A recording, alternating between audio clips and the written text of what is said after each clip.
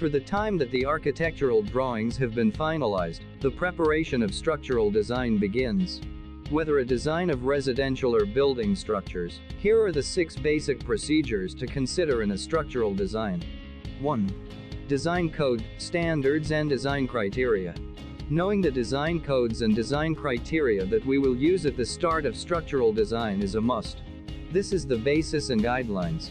Design code to use in our design depends on the location of the project. Generally, the structural design criteria adopted for the project is based upon the principle of the codes and standards. References, supplementary codes, and local codes are also considered when required.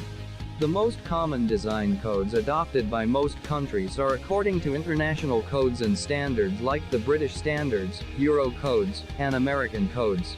Each code has its sections intended according to its uses. For example, when using American codes we can refer to ASCE 7 for design loadings consideration, UBC 97 for seismic loadings, ACI 318 for building code requirements for structural concrete design, and AISC for steel structures. 2. Load considerations and calculation.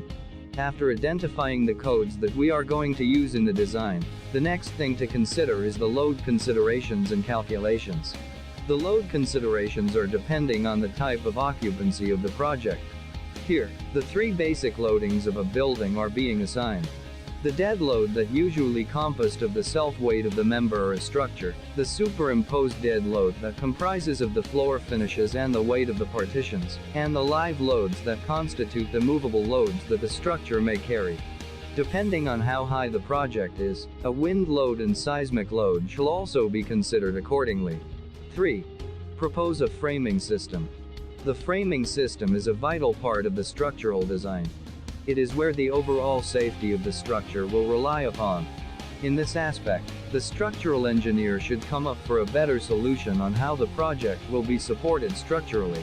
At this stage, the designer should study and review the possible framework of the project, without compromising the safety and soundly of the building that we are designing. The standard thicknesses of slabs, dimensions of beams and columns, its location and orientations, are being considered initially. Proper coordination in other departments like the architectural and MEP should also be observed. Prior to structural modeling, a draft framing the system is highlighted at first in the architectural drawing to make sure that no architectural aspects are being compromised. 4. Structural modeling and manual design. Once the proposed framing has been finalized, we will verify the adequacy of it through structural modeling. Using available structural software in the market, structural modeling can be easily done. Using 3-dimensional modeling structural software like ETABS and STOD-Pro, it is convenient for the designer to extract the design forces needed in the design of structural members, such as the design of beams, slab, columns and the design of footings. The designer can also perform other necessary checks accordingly. If the structural software is not available, the designer can do a manual design. But designing the structures manually is limited for small projects, not to mention the amount of time it will create during that process. Considering the design phase nowadays, it is still recommended to model the proposed project using structural software, and that manual calculations can be used for some individual checks on structural members. A spreadsheet of member design can also be used. 5. Design the structural members. Perhaps the good thing about structural modeling is that the design forces that you need in the design are readily available whenever you need it. In this reason, the designer should check or design the reinforcement and the beams according to the loads that we inputted. Design of slab and punching reinforcement check is required. Vertical members design such as shear wall design and design of columns and check for buckling are necessary. More importantly, the extracted forces or the column loads that the footing will carry according to SLS load combinations for foundation should be designed. 6. Produce a structural drawing. After all the design procedure above has been completed, a draft sketch of structural framings or structural markups, its design and structural schedule, shall be handed over to structural draftsman for him or her to interpret it into a structural drawing. In this stage, structural design engineer supervision is required to make sure that every detail in structural drawings is accounted for. A final review of the produced structural drawing should also be considered upon submission for building permit approval. Thanks for watching.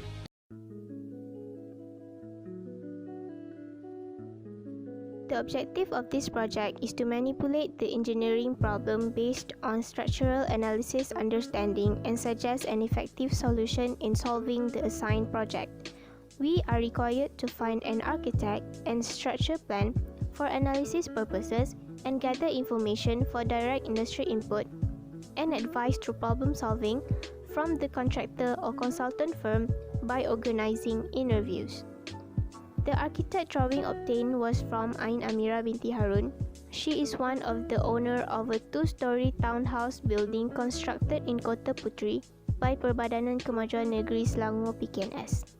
Since we only have an architectural drawing, we are required to create the structural drawing by arranging the position and size of beam and slab. The task distribution in the group project includes design and structural analysis and calculation, problem solving, and video presentation. All works are distributed fairly between the group members. Several consultations were conducted during the designing process. The consultant involved is Engineer Technologist Muhammad Hairi bin Osman, the lecturer for this project.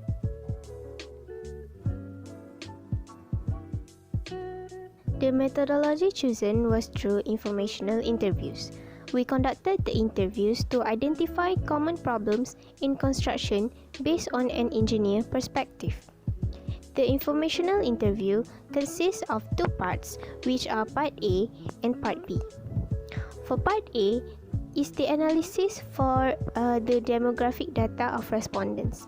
There are 3 interviewees or respondents that participated in the interview. First interviewee is David Kwong, a 65 years old Malaysian citizen who works as a project site manager. He also owned a company in Penang. The second interviewee is Ling Kuo Chai, a 56-year-old Malaysian citizen who works as a site agent for 9 years and owned a company in Batu Pahat, Johor. The last interviewee named Raja Saharuddin bin Raja Muda, a senior resident engineer and also a Malaysian citizen. He owns a company in Petaling Jaya, Selangor. Okay, for part B is the analysis of the problem that always occur during the implementing of the design from the drawing to the actual construction sites and their opinion on how to solve the problem based on their past experience. Our first interviewee is Mr. David Kwong, who works as a project site manager. In his opinion, the problem that always occurs is the design team. The design team doesn't evolve with the project progress whenever they hand over the design drawing to the construction team. This makes the team encounter issue with the design where they did not know who they can consult directly with. Therefore, in order to overcome this problem, they need to have continuous communication between the design team and the construction team from time to time. Next is Mr. Ling Kuo Chai, who works as site agent for 9 years. Based on his experience, the problem that always occurs is the engineering drawing did not match with the architecture drawing. For the solution, the people who in charge for the drawing should be responsible in checking both drawings to ensure they are perfectly matched before start any site project. Our last interviewee is Mr. Raja Saharuddin bin Raja Muda, who works as a senior resident engineer. Based on his experience, the common problem is discrepancy between the architecture, structure, mechanical and electrical drawing. This happens because most of the construction contract is conventional method that practice to separate their design based on the trade. So to solve this problem, using technology as a tool is highly recommended for greater efficiency and quality in construction. Their company also has been used BIM software, which is Building Information Modeling, to integrate all the traders involved.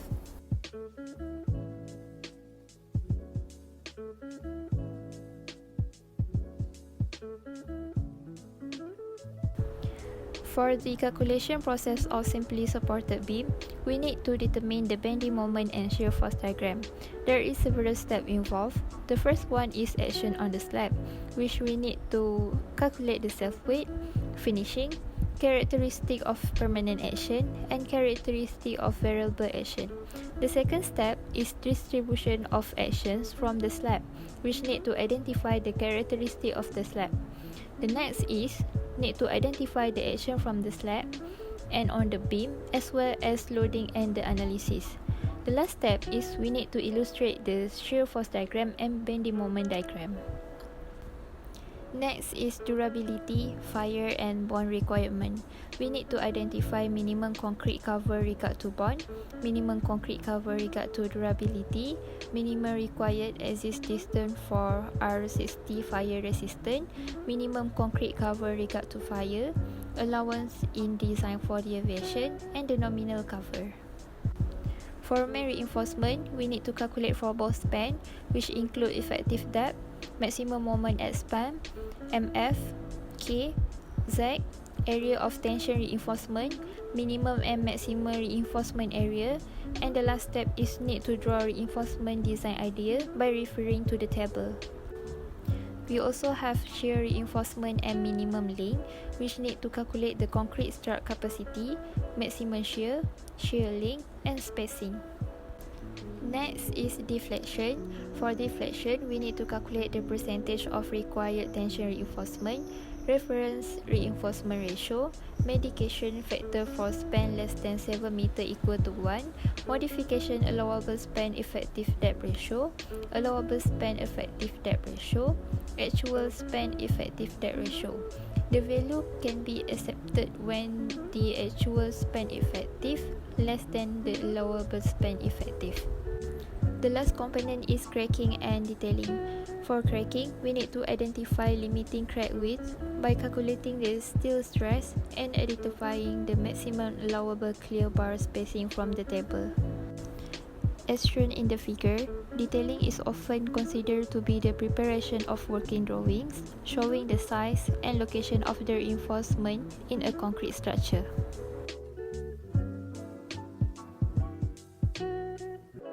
For the calculation process of one-way slab, firstly we have the specification. We need to identify the long span and the short span of the slab. Next, we calculate the effective span and identify the characteristics actions, GK and QK. We also have the materials. We need to identify characteristic strength of concrete and characteristic strength of steel, and also calculate unit weight of reinforced concrete. We need to assume for bar and link. Next, for slab thickness, we have to identify and calculate the minimum thickness for fire resistance and estimate the thickness for deflection control. We also need to find the durability, fire and bond requirements, which we need to calculate the minimum concrete cover regard to bond, minimum concrete cover regard to durability, minimum required exit distance for R60, minimum concrete cover regard to fire, allowance in design for deviation and nominal cover. Next, we have the loading and analysis. We need to calculate the slab self-weight, permanent load excluding self-weight, the characteristic actions which are GK and QK, the design action, and we have to consider 1 meter width, and we have to calculate shear force and bending moment. For main reinforcement, we have to calculate the effective depth, the design bending moment M using the formula K. If the value is less than K balance, compression reinforcement is not required. Next, we have the tension reinforcement using Z and AS, and also minimum and maximum reinforcement area. We also calculate shear reinforcement. The details include identify and calculate design shear force, design shear resistance. The value is okay if VRDC is bigger than VED. For the deflection part, we have to calculate the percentage of required tension reinforcement, the reference reinforcement ratio using the factor for structural system K equal to 1. We also have to consider modification factor for span less than 7 meter is 1, and also modification factor for steel area provided. We calculate allowable span effective depth ratio and actual span effective depth. The value is okay if the actual span effective depth is less than allowable span effective depth. Lastly, we have the cracking part. We need to calculate the main bar and secondary bar. The value is okay if a maximum bar spacing is less than or equal main bar and secondary bar. From the values calculated in the previous steps, we proceed to the last part of the calculation, which is detailing. Detailing is the design of the slab, which includes the dimension of span, thickness, cover, and type of reinforcement chosen.